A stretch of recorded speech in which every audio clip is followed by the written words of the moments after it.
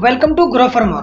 Friends, आज हम इस वीडियो में फ्यूचर रिटेल लिमिटेड के बारे में बात करेंगे। फ्यूचर रिटेल के फ्यूचर के बारे में बताने की तो मुझे जरूरत ही नहीं है। जैसा कि आप सभी जानते हैं कि इसके जितने भी लैंडर हैं वो सभी चाहते हैं कि इस कंपनी को आईबीसी एनसीएलटी में लेकर जाया जाए और इसको आईबीसी के तहत इसे बैंकरप्सी डिक्लेयर करके इसके एसेट्स को बेचा जाए और इस तरह से कर्जदार अपना कर्ज इस कंपनी से चुकाना चाहते हैं। कंपनी ने एक बहुत ही बड़ा अपडेट एक्सचेंजेस को दिया है। हम इस वीडियो में उसी अपडेट को विश्लेषण करेंगे। और फ्रेंड्स, इससे पहले मैं आपको बता दूं कि ये कंपनी का भी करंट प्राइस 22.80 है और इसमें लगातार ही लोअर सर्किट लग रहा है। आने वाले दिनों में अप्रोक्सीमेट इस कंपनी का प्राइस हमें 15 से 16 रुपए के आसपास देखने को मिल सकता है। और मैं कहूँ, जब भी आपको मौका मिले कि इस कंपनी से हमें बाहर निकलना है तो आप उसी समय निकल जाइए, क्योंकि इस कंपनी का भविष्य तो आप जानते ही हैं। अब बिना देरी किए हुए हम इसके अपडेट को देख लेते हैं।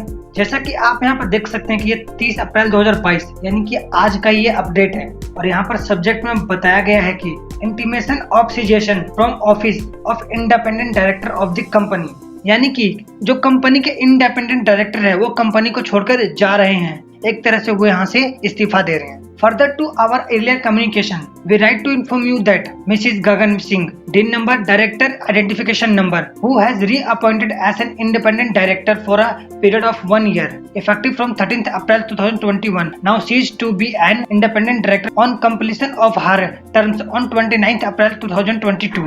यानी कि कंपनी कह रही है कि मिसिस गगन, जिनको 1 सालों के लिए इंडिपेंडेंट डायरेक्टर के रूप में अपॉइंट किया गया था, जो अपॉइंटमेंट का डेट 30 अप्रैल 2021 था, जिसका टेन्योर 29 अप्रैल 2022 को खत्म होता है, तो इसके कारण ही उनका टेन्योर कंप्लीट हो चुका है। इस वजह से उनको अपने पद को छोड़ना पड़ रहा है, इसलिए वो इस्तीफा दे रही हैं। इसके बाद consequently she also ceased to be a member of audit committee, nomination and remuneration committee and deal strategy committee of the company। Independent director के रूप में इस कंपनी में और भी दूसरे काम भी करती थी। ऑडिट कमेटी वो कमेटी होती है जिसमें ऑडिटर्स अपना रिपोर्ट, यानी कि एक चार्टर्ड अकाउंटेंट अपनी ऑडिट रिपोर्ट पब्लिक में इशू करती है उस कमेटी की। और नॉमिनेशन एंड रेमुनरेशन, यानी कि कंपनी के अंदर जो भी मेंबर्स हैं इनको कितना रेमुनरेशन देना है, उनको कितना कंसिडरेशन, कितनी सैलरी, उनको कितना पैकेज देना है, उसके बारे में डिसाइड करती है, उसकी लीडर थी है। उसके बाद डील स्ट्रेटेजी, यानी कि जब एक कंपनी दूसरे कंपनी से किसी तरह का डील करती है, किसी डील को साइन करती है, उसके लिए जो स्ट्रेटेजी बनाई जाती है उसको भी ये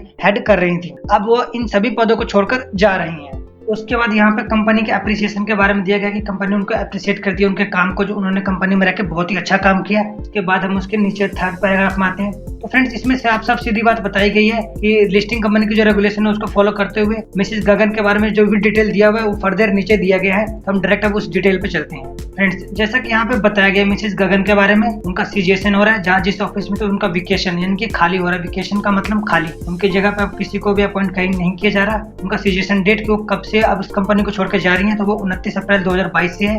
उसके बाद रीअपॉइंटमेंट के बारे में कोई डिटेल नहीं, ब्रीफ प्रोफाइल कुछ भी नहीं, इसको बाकी फर्दर कोई भी डिटेल नहीं दिया गया है। उसके बाद यहाँ पे वो डिटेल दिया गया कि मिसेस गगन किस कामों को हैंडल करती थी कंपनी में, जिसको मैंने आपको पहले भी बता ही चुका हूँ। अब ये डिटेल यहाँ पर खत्म होता है। इसके बाद मैं आपको इसके शेयर होल्डिंग पैटर्न पर लेकर चलता हूँ और आप यहाँ पर देख सकते हैं कंपनी में प्रमोटर्स की होल्डिंग में गिरावट देखने को मिली है, FII की होल्डिंग में गिरावट, DII की होल्डिंग में गिरावट और यहाँ पर पब्लिक की होल्डिंग में बढ़ोतरी। मेरा शेयर होल्डिंग दिखाने का पर्पस ये था, जैसा कि आपने देखा कि शेयर होल्डिंग पैटर्न में प्रमोटर्स की होल्डिंग, FII, DII इन सभी की होल्डिंग में हमें गिरावट देखने को मिली। और वो गिरावट इसलिए देखने को मिली क्योंकि कंपनी का भविष्य सभी को पहले से ही पता था कि ये कंपनी फर्दर कंटिन्यू नहीं कर पाएगी, न ही इनकी कोई रिलायंस से डील होने वाली है, क्योंकि अमेजोन ने ऐसा ही लीगल गेम खेला ही कि इस गेम में ना तो रिलायंस को कोई फायदा होने वाला है, नहीं अमेजोन को, नहीं किशोर बियानी को। इसमें होने वाला है तो बस एक काम, रिटेल इन्वेस्टर्स को नुकसान। और जैसा कि हुआ भी, केवल रिटेल इन्वेस्टर्स ही इसमें पिसे हैं। एक और तो अमेजोन कह रहा था कि मैं इस कंपनी को खरीदने वाला हूँ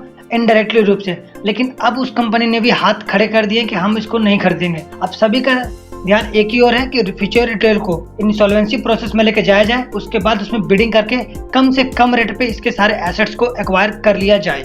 और 99.9% चांसेस है कि फ्यूचर रिटेल आईबीसी बैंकरप्सी में जाएगी, क्योंकि कंपनी में अब इतनी हैसियत नहीं है कि वो फिर से रिकवरी कर सके। और इसके अलावा कोई दूसरी कंपनी भी इसमें इन्वेस्टमेंट नहीं करना चाहेगी।